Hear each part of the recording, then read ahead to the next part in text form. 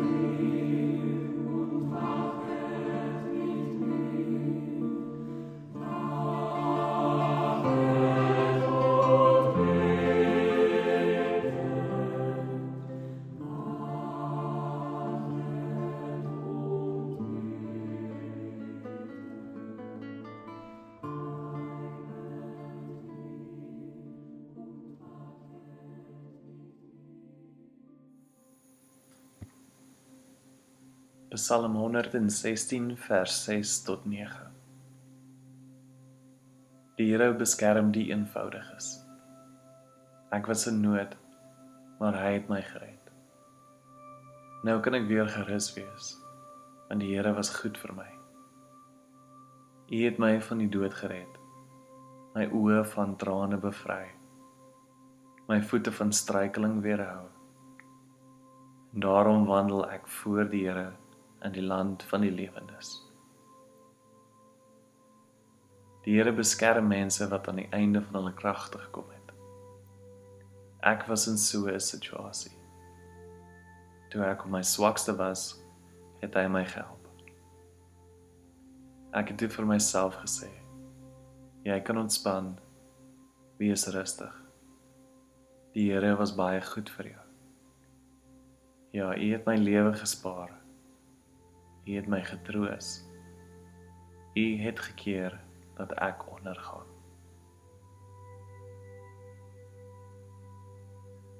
We read Psalm 116 verse 6 to 9. God takes the side of the helpless. And when I was at the end of my rope, He saved me. I said to myself, relax and rest. God has showered you with blessings. Soul, you have been rescued from death. You have been rescued from tears. And you, foot, were kept from stumbling. I am striding in the presence of God, alive in the land of the living.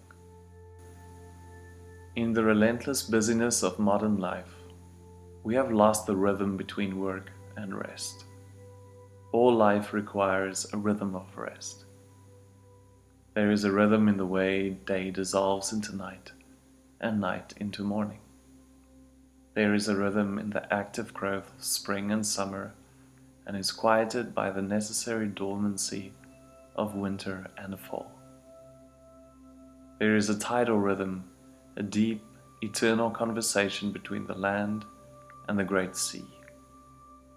In our bodies, the heart perceptibly rests after each life-giving beat, and the lungs rest between the exhale and the inhale. But we have lost this essential rhythm. Our culture invariably supposes that action and accomplishments are better than rest, that doing something, anything, is better than doing nothing. Because of our desire to succeed, to meet these ever-growing expectations, we do not rest.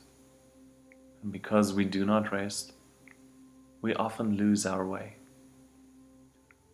We miss the compass points that would show us where to go. We miss the quiet that would give us wisdom. And we miss the joy and love that's born from effortless delight. Poisoned by this hypnotic belief that good things come only through unceasing determination and tireless effort, we can never truly rest. A successful life can be a violent enterprise. We make war on our own bodies, pushing them beyond their limits. War on our children, because we cannot find enough time to be with them when they are hurt and afraid and in need of our company. War on our spirit, because we are too preoccupied to listen to the quiet voices that seek to nourish and refresh us. War on our communities, because we are fearfully protecting what we have and do not feel safe enough to be kind and generous. And war on the earth, because we cannot take the time to place our feet on the ground and allow it to feed us, to taste its blessing, and to give thanks.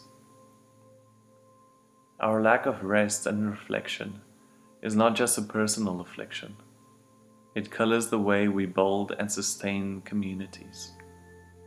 It dictates the way that we respond to suffering, and it shapes the ways in which we seek peace and healing in the world. with only a few notable expectations, the way problems are solved tend to be frantically, desperately, reactively, and badly. But there is a different way. Taking Sabbath time can be a revolutionary challenge to the violence of overwork, mindless accumulation, and the endless multiplication of desires, responsibilities, and accomplishments. Sabbath is a way of being in time where we remember who we are, remember what we know, and taste the gifts of spirit and eternity.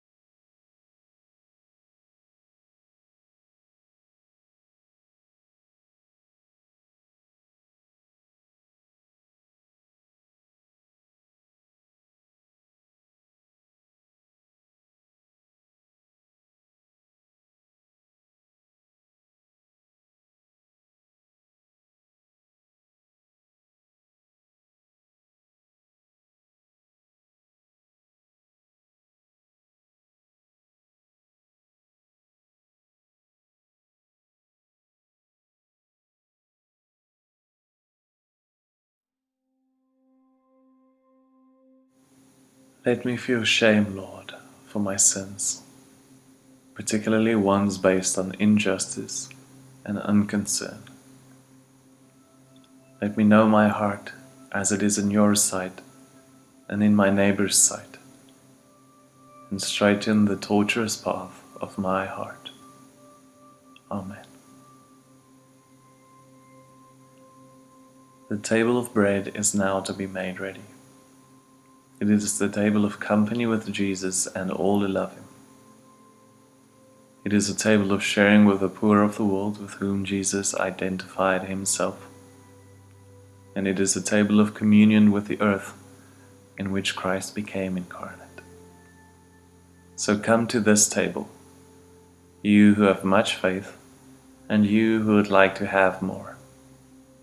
You who have been here often, and you who have not been here for a long time. You who have tried to follow Jesus, and also you who have failed. Come, for it is Christ himself who invites us to meet him here tonight.